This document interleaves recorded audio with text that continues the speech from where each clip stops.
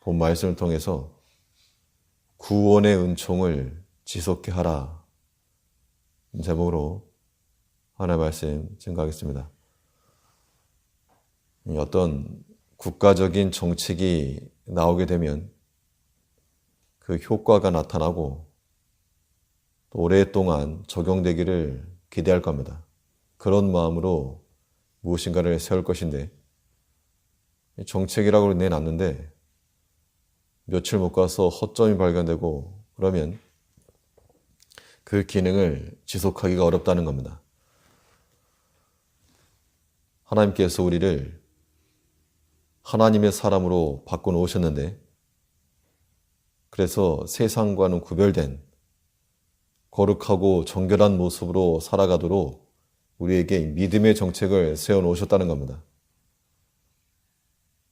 그런데 우리가 그 믿음의 길을 따르지 않고 도리어 거역하거나 반대하면 우리 삶의 허점이 보이게 될 것이고 결국 이 구원의 은총은 사라지고 말 것입니다. 그러면 우리 삶에서 이 구원의 은총이 지속될 수 있기 위한 방편이 무엇인가? 쉬 사라지지 않고 오랫동안 남는 구원의 은총이 되기 위해서 우리가 무엇을 잡아야 되겠는가? 본 말씀을 통해 살펴보면 우리 무엇보다 자신의 꾀를 버리고 하나님의 선하신 뜻을 항상 찾아야 되겠습니다.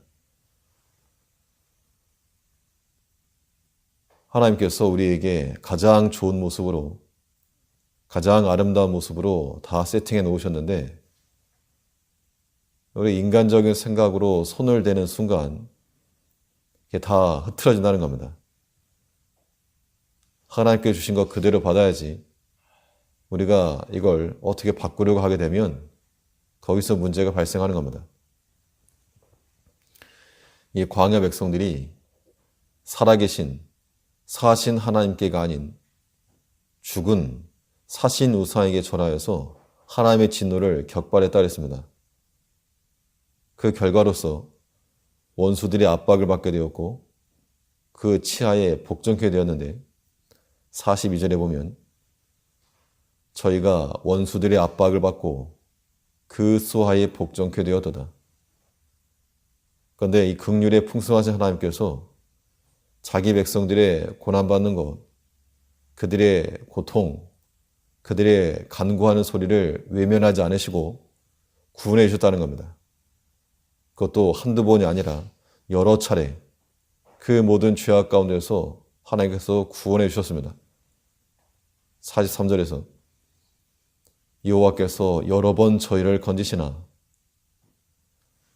하나님의 구원이 여러 차례 주어졌지만 그들의 인간적인 생각과 자기 꾀로 또 하나님을 반역하고 거역했다는 겁니다.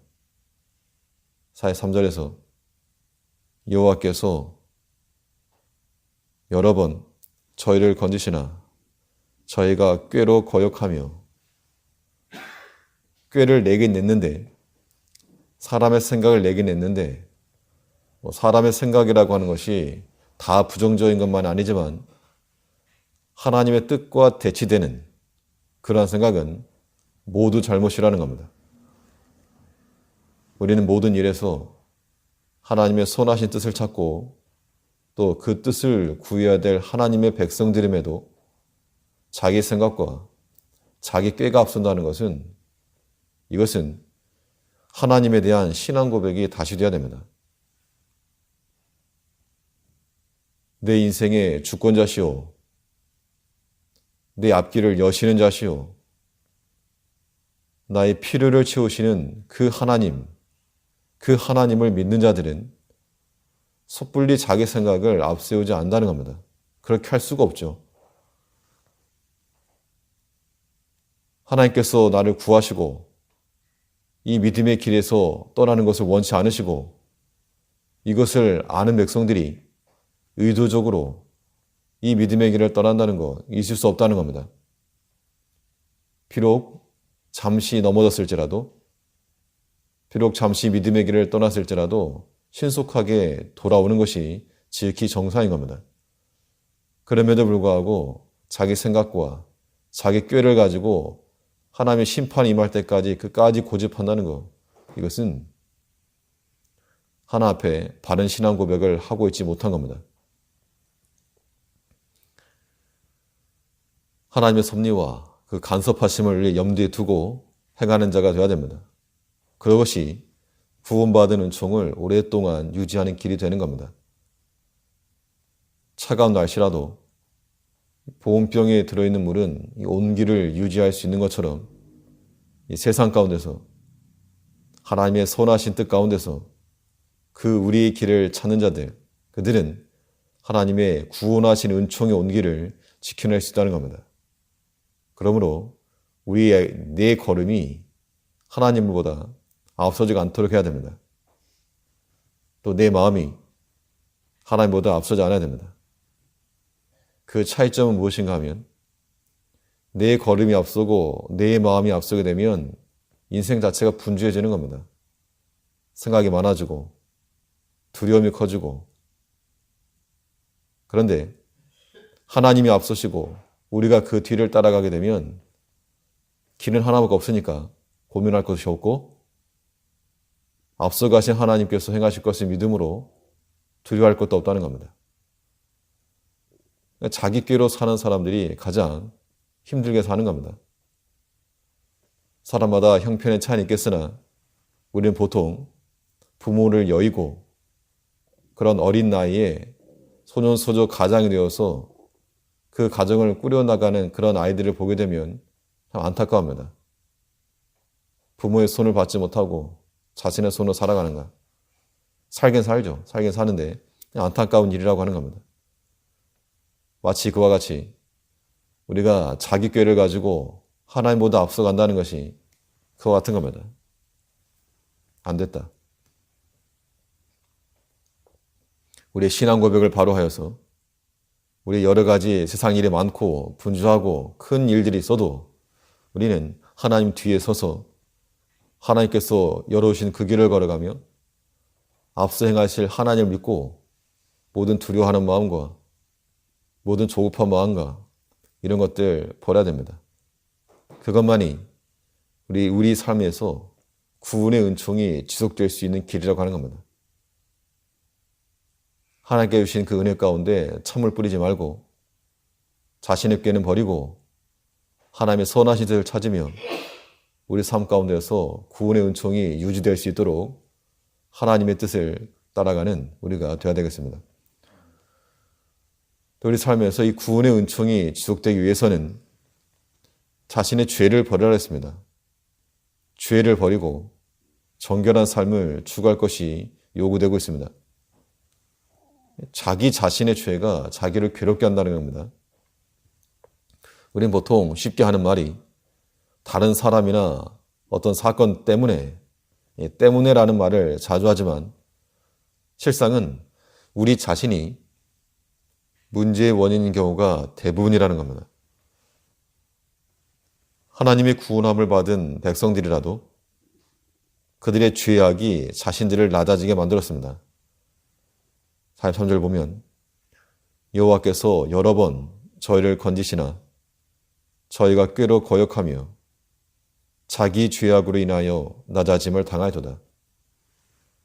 낮아진다라고 하는 것도 종류가 있어서 겸손함으로 낮아진 것은 영광의 소망이 있을 것이지만 자기 죄악으로 낮아지는 것은 소위 유의가 없다는 겁니다. 죄라고 하는 것은 마치 베인 나무와 같아서 당장은 바로 서 있는 것처럼 보여도 반드시 넘어지고 마는 겁니다. 그럴 때 우리는 하나님 앞에서 속이거나 수를 하지 말고 항상 진실함 가운데 나가야 될 것인데 하나님께서는 죄에 대해서는 용납지 않으시므로 그의 사랑하는 자녀일수록 죄에 대해서 엄하게 다루신다는 겁니다. 부모가 자녀를 키울 때 사랑하는 자녀일수록 악한 것, 거짓된 것 못하도록 용서하지 않고 혼을 내는 것처럼 하나님의 사랑하는 자녀일수록 하나님께서 죄에 대해서 단호하시고 엄하게 다루신다는 겁니다. 죄를 지어도 하나님의 심판도 없고 사인이 없으면 참 아들이 아닌 거죠. 우리의 범죄가 우리를 낮아지게 만든다면 우리의 경건함과 정결한 삶은 하나님 앞에서 올라가는 그러한 길이 되는 겁니다. 찬송가 가사 가운데 정결한 마음 영원하도록 주의 거처 되겠네. 우리 마음이 정결하고 거룩하면 그 마음에 주께서 거처로 삼으신다는 겁니다. 이것이 복인데 우리가 우리 마음속에 있는 모든 더러운 것들, 죄악된 것들은 다 버리고 정결하고 거룩한 마음을 품음으로써 하나님이 거하시기에 좋은 그런 마음을 갖는 것이 구원을 잃지 않고 잘 유지하는 길이 되는 겁니다. 하나님께서 예비해 놓으신 그 구원의 은총과 구원의 온기가 우리에게서 쉬 사라지지 아니하도록 자신의 길을 버리고 하나님 앞서 나아갈 것이요 또 모든 죄악을 버리고 정결함과 거룩함을 추구하여 하나님이 거하시기에 온전한 좋은 환경을 만들어가는 우리가 되어야 될 줄 압니다. 네, 기도하겠습니다.